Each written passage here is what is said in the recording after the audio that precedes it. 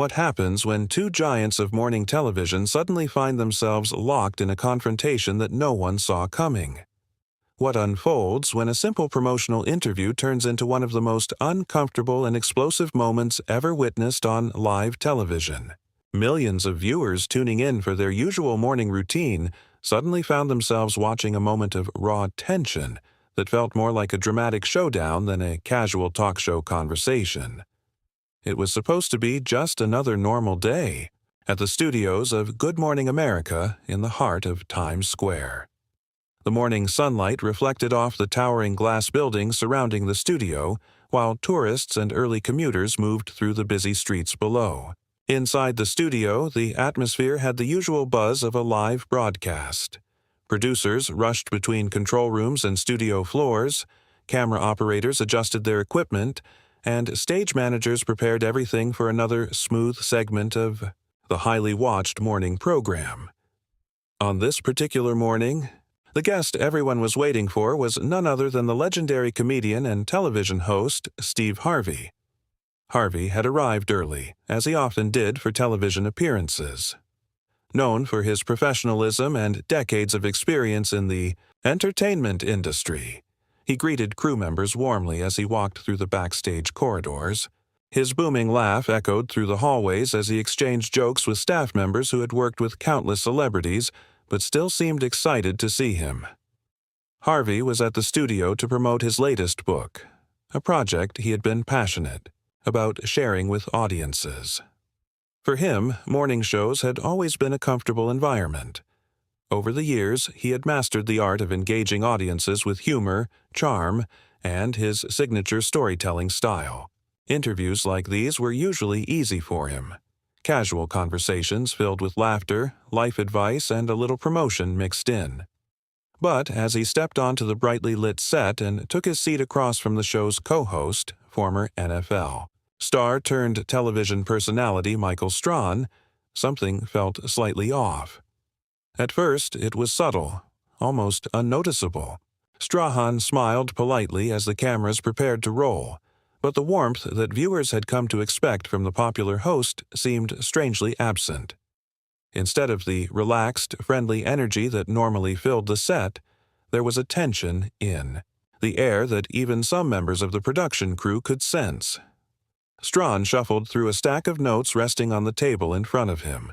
His expression was focused, almost unusually serious for a morning segment that was supposed to be light and upbeat.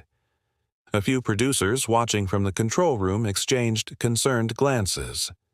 Something about the atmosphere felt different. The red studio lights flicked on, signaling that the broadcast was now live. "Good morning, Steve," Strahan began, turning toward his guest with a professional smile that didn't quite reach his eyes.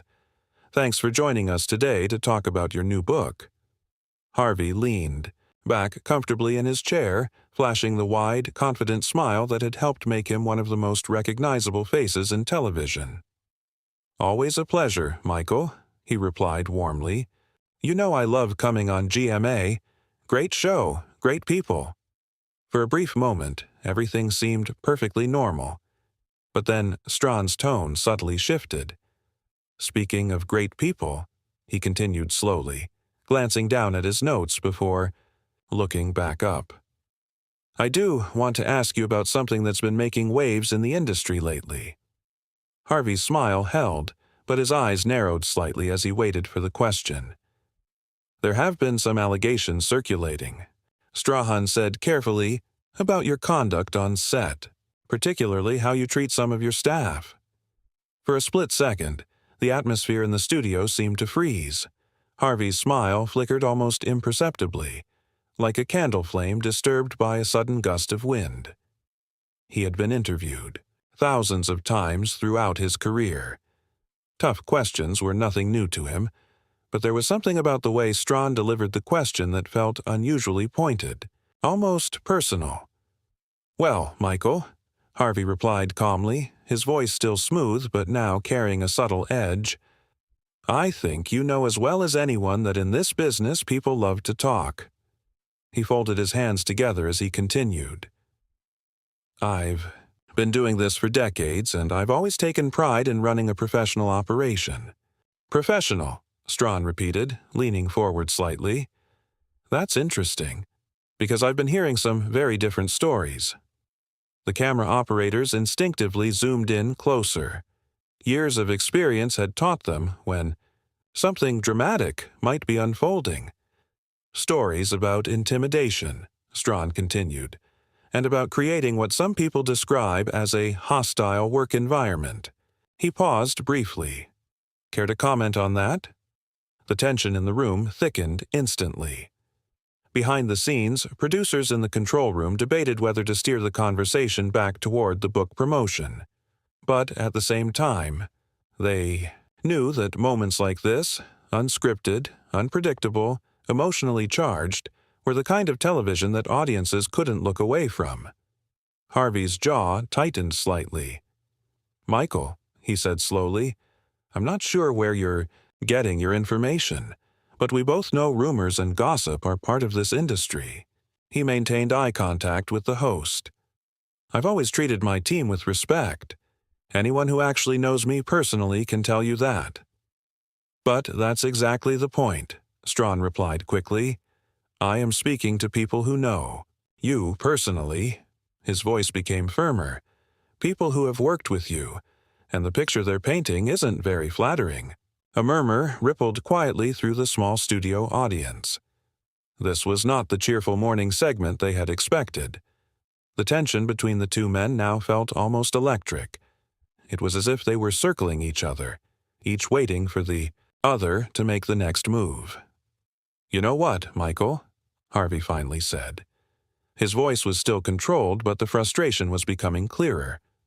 "I came here to talk about my book, to share something positive with viewers who've supported me throughout my career." He leaned forward slightly. "I didn't come here for an ambush interview." "Ambush?" Strahan repeated, raising his eyebrows dramatically. "Steve, this is journalism. This is what we do. We ask tough questions." His tone carried a hint of condescension. "Surely someone with your experience can handle a little scrutiny." That remark clearly struck a nerve. "Handle scrutiny," Harvey repeated. His voice rose slightly now. "Brother, I've been dealing with scrutiny since before you knew what a television camera was."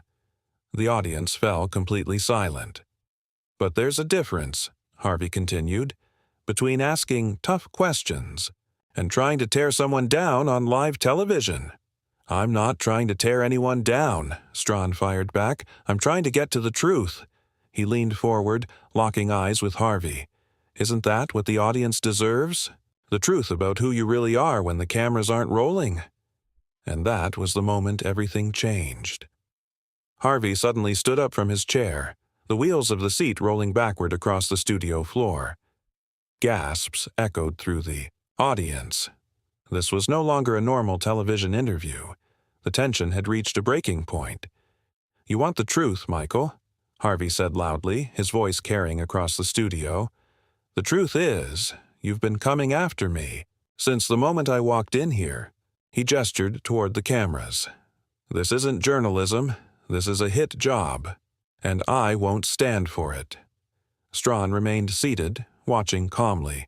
A faint, almost smug smile appeared on his face. "Steve," he said coolly, "please sit down. You're making a scene." Harvey let out a sharp laugh. "Making a scene," he repeated, and at that moment everyone in the studio knew this interview had officially gone completely off the rails. The tension inside the studio had reached a level that no one had anticipated when the morning broadcast began. What was supposed to be a routine interview promoting a new book had now transformed into something far more intense, something that felt less like a television segment and more like a personal showdown unfolding in front of millions of viewers. Standing across from each other on the brightly lit set of Good Morning America, two powerful figures in the world of television were now locked in a confrontation that neither seemed willing to back away from. Steve Harvey, normally known for his booming laugh and charismatic personality, looked completely different now. The relaxed entertainer who had walked into the studio earlier that morning had vanished. In his place stood a man whose patience had clearly reached its limit. Across from him stood Michael Strahan, who had also abandoned the friendly tone expected of a morning show host. The former football star stood firmly, his posture rigid, his eyes locked on Harvey with unwavering intensity. "Michael," Steve said slowly, his voice controlled but edged with unmistakable anger. "You started this scene the moment you decided to turn what should have been a friendly interview into an interrogation." The words echoed across the studio. Several crew members who had been standing quietly near the cameras exchanged nervous glances. None of them had expected the situation to escalate to this level. Normally, when interviews became uncomfortable, producers quickly guided the conversation in a different direction or cut to commercial. But this time, everything was happening too fast. Steve continued speaking, his voice growing stronger with every word. "I've been in this business long enough," he said, "to recognize when someone is trying to play me." The coffee table that sat between the two men, usually used for casual conversation, now felt more like a dividing line on a battlefield.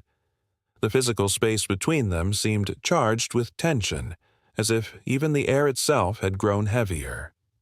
The audience seated in the studio had gone completely silent. Even the camera operators, professionals trained to remain invisible during broadcasts, appeared unusually focused as they captured every expression, every subtle movement. Meanwhile, in homes across the country, viewers who had turned on the television expecting the usual mix of cheerful news and light entertainment now found themselves watching something entirely different. Across America, people paused their morning routines. Coffee cups hovered halfway to lips. Phones were set down. Families stared at their screens, sensing they were witnessing a moment that would likely be replayed and analyzed for years to come. "You know what? Your problem is, Michael," Steve said suddenly. His voice was calm, but there was a sharp edge beneath the surface, like a storm barely being held back. Strahan didn't interrupt. He simply watched. Steve took a small step forward. "You think because you've got this platform," he continued, gesturing slightly toward the cameras and the studio lights, "that you can go after anyone you want." His eyes narrowed. "You think you can destroy someone's reputation based on gossip and hearsay?" For a moment, neither man moved. Then Michael Strahan slowly rose to his feet. The movement was deliberate, measured, and it immediately changed the energy in the room. Now the two men stood face to face. Two towering personalities, both accustomed to commanding attention, both refusing to appear weak in front of a national audience. Strahan straightened his jacket and stepped slightly closer to the table, matching Harvey's intensity. "I think my problem," Michael replied firmly, "is that I'm trying to hold people accountable for their actions." His voice carried a new level of seriousness. "Something that apparently doesn't happen enough in your world." The statement hung in the air like a challenge. No one spoke. No one moved. The words seemed to echo through the studio, bouncing off the lights, cameras, and walls. And then something changed in Steve Harvey's expression. Until that moment, the audience had still been seeing flashes of the familiar entertainer, the comedian who had built a career making millions of people laugh. But now that expression disappeared. The smile was gone. The warmth was gone. In its place stood a man who looked genuinely offended and deeply angry. The shift was unmistakable. This was no longer a playful disagreement. This was personal. The stage had been set for an explosion that no one in the studio could fully predict. "My world," Steve repeated slowly. His voice had changed. Instead of shouting, he lowered his tone until it became a quiet, dangerous whisper, one that somehow carried even more weight than the raised voices that had come before it. "Let me tell you about my world, Michael." The entire studio leaned into the moment. "My world," Steve continued, "is built on hard work." He pointed to the floor beneath them. Decades of hard work, dedication, sacrifice, and treating people with respect. His eyes locked onto Strahan's, something you clearly know nothing about. The statement landed with the force of a hammer. For a brief moment, Michael Strahan's confident expression faltered, but only slightly. The cameras zoomed in closer, capturing every detail. In the control room, producers sat frozen in their chairs, unsure whether to intervene or let the moment play out. Cutting away now might calm the situation, but it would also mean abandoning what was rapidly becoming one of the most unforgettable moments ever broadcast on morning television. Back on the studio floor, the tension between the two men had reached a level where even the smallest movement felt significant. Harvey's hands rested firmly on the table. Strahan stood tall, his expression tightening as he processed Harvey's words. The cheerful atmosphere that normally defined the set of Good Morning America had completely vanished. In its place was something far more intense, far more unpredictable. A confrontation between two powerful television personalities that had suddenly become bigger than a simple interview, bigger than a promotional appearance, and perhaps even bigger than either man had originally intended. And as millions of viewers continued watching from their living rooms, kitchens, and offices across the country, one thing became painfully clear. This moment, this clash between Steve Harvey and Michael Strahan, was no longer just an uncomfortable interview. It was a confrontation that could leave a lasting mark on the history of live television. The atmosphere inside the studio had completely transformed. What had started as a routine morning segment had now evolved into something far more intense, something no one present had expected to witness. The audience, sitting just a few feet away from the stage, had gone completely silent.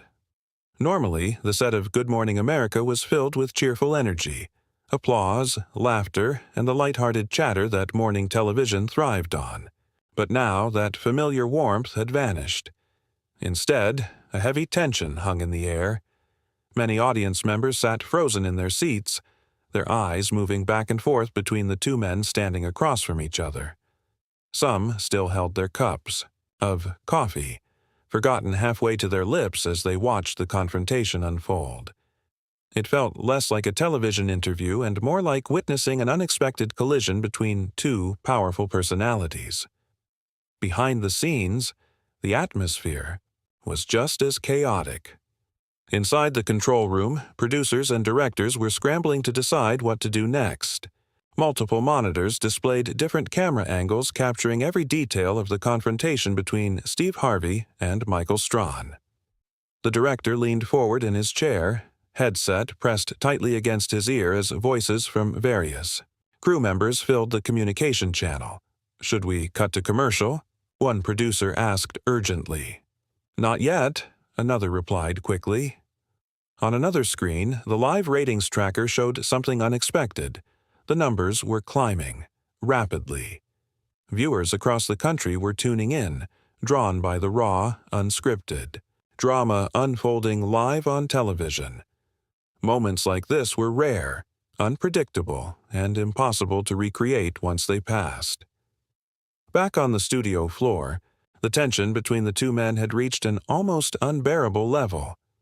Michael Strahan stood confidently near the coffee table, his expression composed, though there was a hint of satisfaction in his eyes. Across from him, Steve Harvey stood rigid, his face tight with restrained anger. The friendly comedian audiences knew so well seemed to have disappeared completely. Then Strahan spoke again.